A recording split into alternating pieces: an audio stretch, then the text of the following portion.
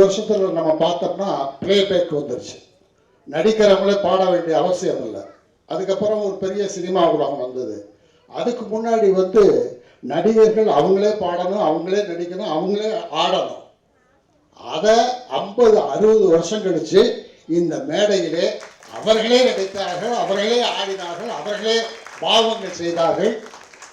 அதில் நவீனத்தை கொண்டு வந்து மிக அற்புதமாக புரளையன் அவர்கள் இந்த நாடகத்தை செய்து காட்டியிருக்கிறார். இதுல இருந்து ஒன்று மட்டும் நல்லா தெரிஞ்சுக்கிட்டார். புரளையன் அவர்கள் நாடகத்தில் நடிக்கணும்னா எல்லா திறமையும் இருக்கிற கலைஞர்கள் தான் நடிக்க முடியும். அதனால் உங்க எல்லோருக்கும் வாழ்த்துக்கள். இன்னொரு ஒரே ஒரு செய்தி என்னன்னா, அற்புதமா தமிழ் பேசினாங்க. வெறும் நாடகன்றது மட்டும் இல்லாமல் தமிழ் மொழியை, நம் இனத்தை, நம் மொழியை, நம் கலாச்சாரத்தை அழகாக கொண்டு வந்து மேடையில் வச்சாங்க. இன்னைக்கு இருக்க தலைமுறையில் தமிழ் கொஞ்சம் கஷ்டப்படுது. ஏனென்றால் ரீடிங்கே கிடையாது, வாசிக்கிறதே கிடையாது. எல்லாமே ஃபோனில் வந்துடுது. டக்கு டக்குன்னு ஃபோனில் எடுத்து இப்போ பார்த்துடுறோம். அப்போ ஒரு மேடையில் பேசணும்னா 10 புத்தகம் படிக்கணும். ஒரு கலந்துரையாடல்னா ஒரு 10 புத்தகங்கள் படித்தா தான் நமக்கு செய்தி கிடைக்கும். இப்போ ஃபோன்லேயே தட்டிட்டு எல்லா மேட்டரையும் பிடிச்சிடுறோம். ஆனால் அந்த வாசிப்பு இல்லாதனால என்னன்னா, அந்த நகரம் தூய தமிழ் இன்றைய தலைமுறைக்கு வராமல் இருக்கு. இப்போ நீங்கள் ஒரு கலை அப்படின்னா, கலைனா அது ஒரு படைப்பு, அது ஒரு அற்புதம், ஒரு அழகு. கலை அப்படின்னா அது களையப்படுவது, தேவையில்லாத பயிர்கள் அப்படின்றது கலை. கழை அப்படின்னா அது கரும்பு என்று சொல்லலாம், மூங்கில் என்று சொல்லலாம், கடை கூத்து என்பார்கள். இதெல்லாம் இருக்கு. இதெல்லாம் தான் நம்ம தமிழோட பாதுகாக்கணும். அது இந்த மேடை அற்புதமாக பாதுகாத்திருக்கிறது. அதனால் புரளையன் அவர்களுக்கு என்னுடைய வாழ்த்துக்கள். எதுக்கு சொல்றேன்னா, இங்கே கவிஞர் கனிமொழி அவர்கள் அமர்ந்திருக்காங்க. இந்த விழாவிற்கு, இந்த மேடைக்கு, இந்த நாடகத்திற்கு வாழ்த்துவதற்கு தகுதியான ஒருவர் என்றால் அன்பு சகோதரி கனிமொழி அவர்கள் தான். நான் உட்காந்து பார்த்துக்கிட்டே இருக்கும்போது அருமையாக தமிழ் பேசினாங்க.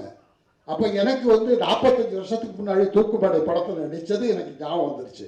தலைவரோட வசனம் சும்மா 4 வரி சொல்கிறேன். அதாவது அண்ணாவோட வசனத்தை கூட மாற்றி எழுதிடலாமா, கலைஞரோட வசனத்தை ஒரு எழுத்தை கூட எடுக்க முடியாது. திருப்பி அந்த பேப்பரை அவர்கிட்ட தான் கொண்டு போய் இதை என்ன இந்த எழுத்தை மாற்றலாமான்னு கேட்கணுமா.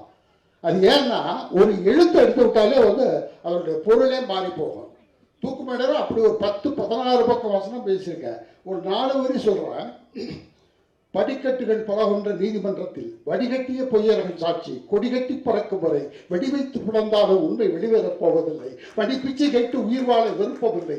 அதனால் ஆவிதரை சாமி நட்டு புகழ்பூவை பறித்துனக்கு சூட்டுகிறேன் பவானி. ஏன் புரிந்தான் இந்த குற்றமனை என்னிடமனமன்றி சட்டமனும் சாத்தான் வகுத்ததே விதமென்று தினவாதிகளின் ஊன் பருகி உயிர் பருகி தேன் பருகினால் போல் மயங்குகின்ற நீதி தேவன்கள் இருக்கும் வரை நலப்படுவதற்கு சந்தன மலர்களை சமுதாய சாக்கடையில் எத்தனை நட்டால் தான் என்ன பயம். பாட்டுல இசை வரும், கவிதையில இசை வரும், வசனத்துல இசை வந்தது கலைஞரோட வசனம். அதெல்லாம் எனக்கு நினைக்கு வந்தது. இன்னொரு சம்பவம் நினைக்கு வந்தது. பூம்புகார் என்ற அற்புதமான காவலர், எப்படி மணிமேகலை அந்த பூம்புகாரை சினிமா எடுக்கிற தலைவர் வசனம் எழுதியிருக்காரு. அவருக்கு என்ன பழக்கம்னா, எப்பவுமே ஷூட்டிங் வந்துடுவாரு. ஷூட்டிங்ல எப்படி நடிக்கிறாங்க, கரெக்டா வசனம் பேசுறாங்கன்னு பார்ப்பாரு. அப்படி அன்னைக்கு ஷூட்டிங் போயிருக்காரு ஸ்டுடியோவுக்கு. அன்னைக்கு மாதவியோட சீன். மாதவியாக நடித்த நடிகை தமிழை கொள்றாங்க, தப்பா பேசுறாங்க. உட்கார்ந்து இருந்த தலைவருக்கு பெரிய வருத்தம், அப்செட் ஆயிட்டாரா. என்ன என் தமிழை இப்படி கொள்றாரு, இவ மாதவியா, இவ பாதகி அப்படின்னு. அந்த மாதிரி அதெல்லாம் எனக்கு நினைவு கொண்டது.